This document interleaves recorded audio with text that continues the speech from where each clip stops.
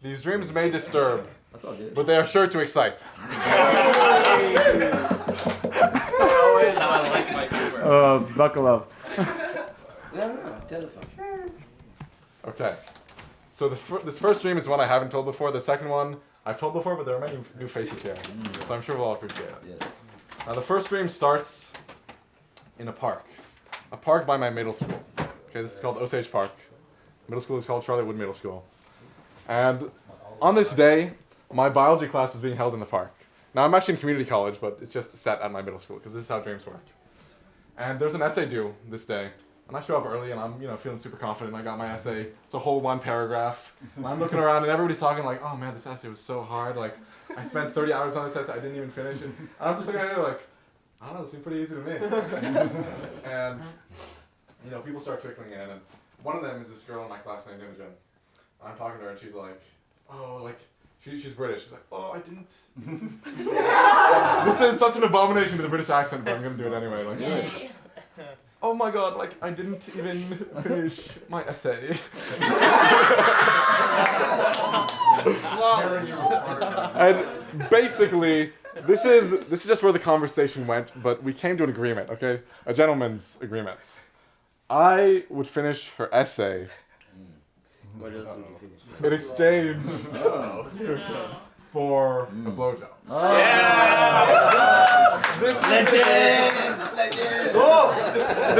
This is where it went, okay? And so anyhow, we came to these terms, and then the class period starts. We came to these terms, and the class period starts, and never really. Oh, actually, before that, so our teacher, Miss Inchowsky, she walked over to me. She said, "Oh, like Ziv, I know the essay is due today. But you were actually absent the day I handed out the instructions, so I'm gonna need an extension." And this is why I thought I could just write one paragraph and get away with it. And everybody else was having a really tough time with it. And then she said, I heard about your little deal, and I think you should make the same deal with Camille. I think she could use the help. That's what she said. And I say, listen, you're the teacher here. I am just the student. I will do as you ask. Now the class period starts, but instead of doing anything, I just walk away with Imogen and Camille. And I say we're gonna do this deal, but payment up front. That only makes sense. That only makes sense because that makes sense. That's fair trade. I mean, let's discuss money, right? Now this is a park, and families are in this park. We're not gonna do this in broad daylight. We're not animals. So we go looking for a private place, and we pass by some hooded trees, and we're like, no, it's not good enough. We pass by some public restrooms, and I'm like it's really private, but I don't want to do that in a public restroom. And we just can't find a good private place. And eventually, I'm just keep walking with Imogen, and Camille just kind of lags behind. And I'm like, okay, that's fine, whatever. And enough time goes by, it starts being super awkward, right? And I start trying to be romantic. I'm like, oh, Imogen, you have dark hair but light eyes, and I think that's really, and I think that's really beautiful. And she's like, oh, thank you. And the awkwardness, it gets so palpable and gets to be too much. And at a certain point, I'm like, listen, there are no private places. This is super awkward. I kind of feel bad. Forget about it. I'll just finish your essay. Don't even worry about it. Don't even worry about it. And They've already applauded. Oh, get my money's worth. I don't know how this is gonna end, so I don't want to clap. It takes a wild turn. anyhow, she just walks off, and I'm just stuck there now I have 3 essays to write. Shit. I should probably just go home and start now, because I don't have much time. And I'm now in the play structure, on the Tanbark, right? And this other guy in my class, Tanmay Gandhi, walks up to me. And he's, starts talking to me. He's like, oh, dude, we should work out together, right now. And I'm like, no, you said I got 3 essays to write. He says, oh, I can always think more clearly after a good workout. So he's like, oh, let's, I'm like, okay, sure, whatever. I don't feel strongly enough, to protest. And she's like, okay, we should do some pull-ups. But the one pull-up bar was at about waist height, okay? So we sit down on the ground, and like, there's no pulling up to do. And so he's just standing there like, and I'm like, I'm not feeling anything, like, I've had enough. And then this little kid walks by, and he like clambers, he's like running on top of the monkey bars, instead of like on the ground, he's on the monkey bars. And I'm like, oh, that's pretty cool. And I just kind of make note of it. And a couple minutes later, his mom walks by, and she's super red. She's red like a beet, okay? And she's frantic. She grabs me, and she's shaking me. She's like, have you seen my son? Have you seen my son? Like, I need to find my son. I don't know where my son is. And I'm like, I saw your son. I'm like, calm down. I'll find him. Like, he's got to be around here somewhere. And so I'm looking around, and obviously, like, I don't see him anywhere obvious, because otherwise his mom would have seen him. So I'm like, okay, maybe he's under the play structure. And so I go under the play structure, and it's this weird, like, from the outside it's a normal sized play structure, but as soon as I'm under it, it's just like a tunnel that just goes so long. Like, this is now an extremely expansive play structure, just like, it's pitch black in the distance, I can't even see what's going on. And I go through, and the ceiling gets lower and lower as I go through, and I have to crawl, and I'm on my hands and knees, and I'm looking around, and I don't see anything. Okay, and I turn my phone flashlight on, and I'm shining it around, and I'm like, where is this kid? Where is this kid? His mom needs him really bad. And I'm looking, pitch blackness everywhere, except for one corner. It's very subtle, but it's not pitch black, but it's like a coarse, grainy gray, like a very dark gray, that you can hardly make out from pitch black, okay? And I started walking towards this, or crawling towards this. And as I get closer and closer, and my eyes adjust to the light, I see this kid is crouched under the play structure in the darkness, like this. Like this, and he's fidgeting and muttering to himself, and his eyes are rolled up in his head, and like he's possessed by some demon, right? And as I get closer and closer, I just feel this sinking feeling of dread, and I feel like I'm about to die, and I cry out like, demon, demon! And I think I'm about to die. And then I realize, like, I'm in a dream, I'm in my bed, and I just wake up.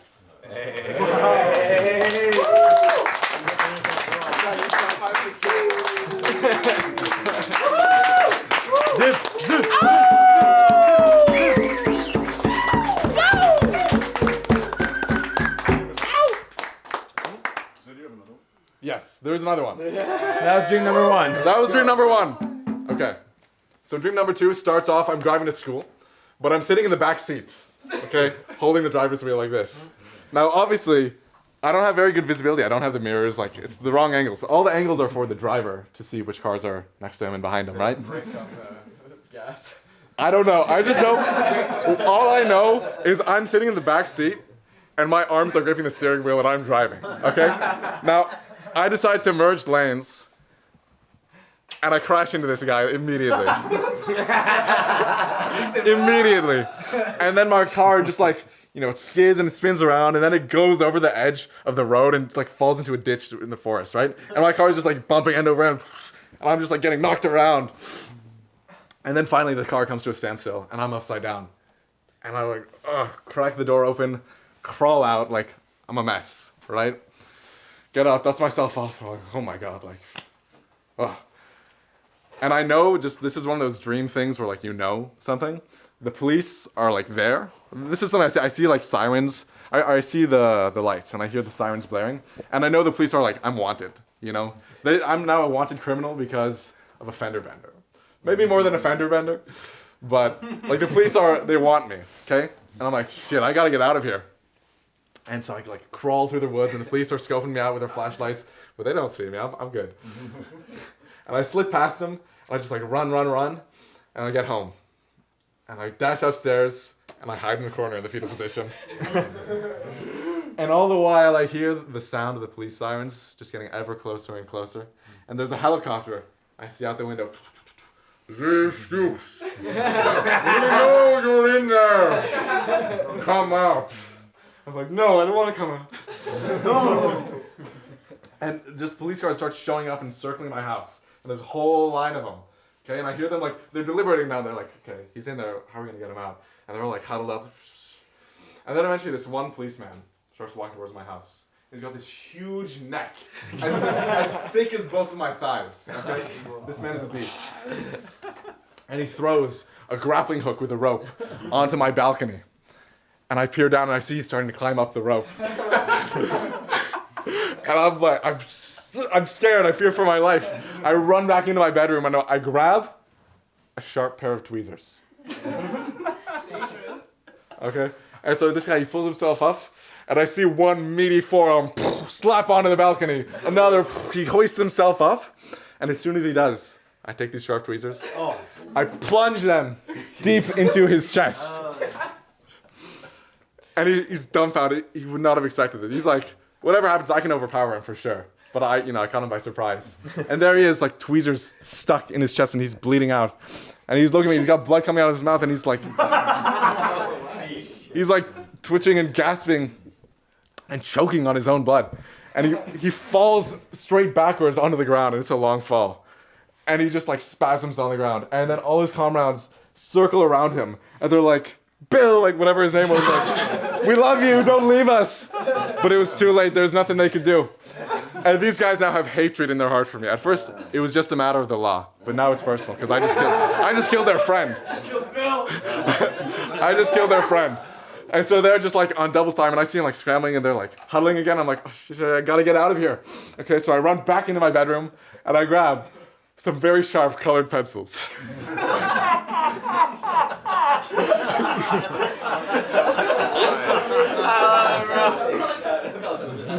Some very sharp colored pencils, and I say, armed with this, I will break free, whatever it takes. And I don't know how I did it, but I just like ran out the door and I dashed past the whole line of police, and like none of them shot me down or anything. And so I'm just like sprinting at full tilt, and all these guys are like, oh, go after him, right? And so I'm just like running, and I'm just in a daze, just like runner's high, heart thumping, just like I'm not even there, I'm just moving. And when I come to, I'm in the outskirts of town, in a forest, and it's twilight. And so, night is falling, the sky is blue, the trees are all silhouetted. And finally I breathe a sigh of release. I'm like, they may be looking for me, but at least I don't see them now. And so I'm gonna stop running, right? And I see I see a tree house nearby. And I decide to take shelter in this tree house for the night. And just as I'm about to tuck in for the night, huddle up and just like drift off, I see a kid on a tricycle. He rides by. And I get to thinking, this kid saw me. I'm a wanted man. My face is plastered everywhere, all over the TV, all over the newspapers. Amber Alert, whatever it takes. And he saw me. He's going to go home. He's going to tell his mom. His mom is going to tell the police. The police are going to come here and kill me. And so it's me or the kid. Oh, yeah. Well, that is the logical conclusion. It's a Breaking Bad kind of scene. And I just sprint after the kid, full tilt, and he's riding on his trike. But he's no match for me. Right? I get up behind him. I grab him. I start choking him. And he put up a fight, but it was laughable. Okay? Because he's just a kid. He's like 6. Oh, God. And at a certain point, it's starting to look like lights out for the kid. And then somebody calls my name, just like from off in the. And so instantly I let go, and I just get to all fours, and I try to scramble, staying as low as possible and into the dark as much as possible, back into the treehouse. Okay, and this kid just runs full tilt home to his mama. Right? You fool. You should have killed him. Well, I didn't want any witnesses. It's bad enough. And then there are the flashlights just combing through the forest, and people are like, Ziv, Ziv. I'm not saying it. I'm just in a treehouse. And eventually, they find me, and it's the police. And I'm like, I didn't say anything, but my manner was like, the jig is up, arrest me, kill me, do what you're gonna do. But they say no. We'd like you to have dinner with us. I'm like, well, I don't know what sort of tricks they're playing, but they can do whatever they want to me at this point. I might as well just say yes. And they whip out a table and a nice tablecloth and a vase with flowers and candles and finery. And then we sit down and we have a nice 3-course meal just out in the middle of the woods. It's a very awkward, quiet meal. And toward the end, I asked, hey, so, what's the deal with the meal? Why aren't you just, killing me or at least arresting me. They say, we'll answer, but first, a math problem. Of course. That's the math wrong. What was the problem? I don't remember specifically the problem, but I solved it like that. Okay, because I'm just such a whiz, and they're like, "Wow, good job." And then they explain finally at long last, what's the deal? What's going on? Okay, you see, I'm a wanted man. Everybody like in the tri-state area wants me dead or at least captured, and the police has not been able to do it thus far. I've eluded them. I've had sharp tweezers. I've had sharp pencils. And so the police obviously needs more funding so they can capture me, right? So the federal government is just pouring money into our local police department, militarizing them. They've got tanks, they've got Humvees, they've got everything, so they can catch me. And this guy says, just to give you a clue of like the sums at play here, he takes out $1 million cash from his pocket and just hands it to me, and he doesn't even ask for it back. I'm just like, I don't know how much longer I have to live, but I now have $1 million more. And he says, basically, we want to do a deal. So you keep committing crimes. We keep pretending to look for you, and then we get a lot of money and split it with you. Like, do we have a deal? I'm like, we have a deal. We have a deal. And they're like, it was a pleasure doing business with you. And we stand up from the dinner. And I grab the guy's gun. Oh, yeah! And I just pepper him full of bullets. He's a crooked cop. He doesn't deserve to be on the force. And so that's one problem solved. Now I'm there with a gun. There's a dead policeman. I'm like, You have $1 million. I have $1 million. $1 million. I'm sure somebody's gonna come looking for me pretty soon. And so I do what I always do. I just run away. I just run again, full tilt. I'm in a daze. I don't know where I am. I'm just moving. And when I come to, I'm at a football game, okay?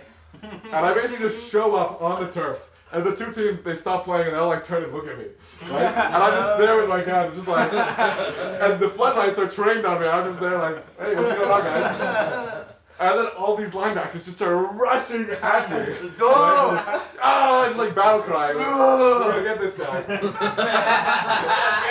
I'm like, I don't want to do this. Was it in slow-mo? Kind of. But it's not just the linebackers on the football team. It's also everybody in the bleachers. They're all swarming out of the bleachers and onto the field. And it's just a mass of them coming at me. I can't shoot them fast enough. I can't do it. They get closer and closer. They tackle me. They dogpile me. The lights are blotted out with all the bodies just like piling on top of me. And the dream ends. Oh my